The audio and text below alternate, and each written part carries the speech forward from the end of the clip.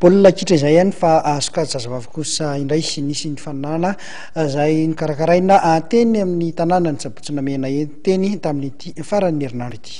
Ny fifanan'ny karakarain'ny fikambanana mpikitra sy ny commune Sabotsynamena zany moa vao nofarana tamin'ny fomba ofisialy izay teny amin'ny kianja Erisetra Rafandriana teny ny ekipan'ny Asotar no nanomboka izay amboara tamin'ity fanana ity.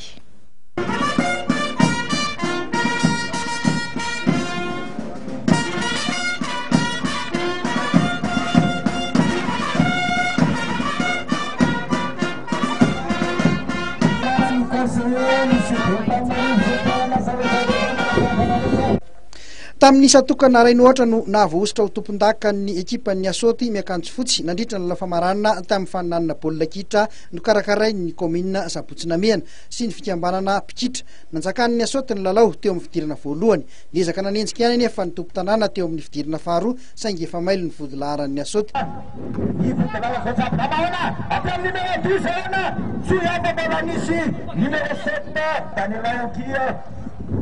Lalana pampitiny dia bola tsekana ya matakazanary vodilara zareo amin'ny Sabotsynamena tatana tonga dia fampitavana dazo lohan'ny numéro 7 kapteny zareo amin'ny Asoty.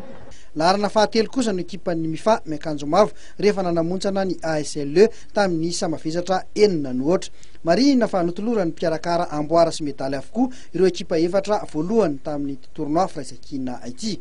Ankoatr'izay dia voaositra ho mpilalao mendrika nandritra ny faninanana itomony avy ao amin'ny Asoty. Nafanatanteraka moa ny kianja ny Erisetra Rafandriana teny Sabotsynamena tamin'ity famaranana baolina kitra sokajy vehivavy ity. Samy tonga namaly ny antson'ny mpiarakara avokoa mantsy ny mpankafy kitra ao Sabotsynamena sy ireo olo-manakaja isa-tsokajiny. Anisan'ireny ny filohan'ny Alpha Rakoto ary manana Entso. Noho izay fombiazana azon'izay dia nampanantena ny anaovana ity hetsika isa-taona ny ben'ny tanàna Sabotsynamena Andriamosa Avitra. Indrindra tafaritra Lalananga sy ny faritra manokana ezaka izahay mpikarakara ny anao an'izao lalao baolina kitra zao isa-taona ka mampanantena ny mpananjara rehetra zany fa tsy mena amin'ny tany fifaninanana any amin'ny faritra ny fifaninanana atao tany commune Sabotsynamena izay sorana be da be ny mpananjara rehetra. Hetsika izay ezahana anasan'ireo ekipa goavana ao amin'ny sokajy vehivavy eto Analamanga.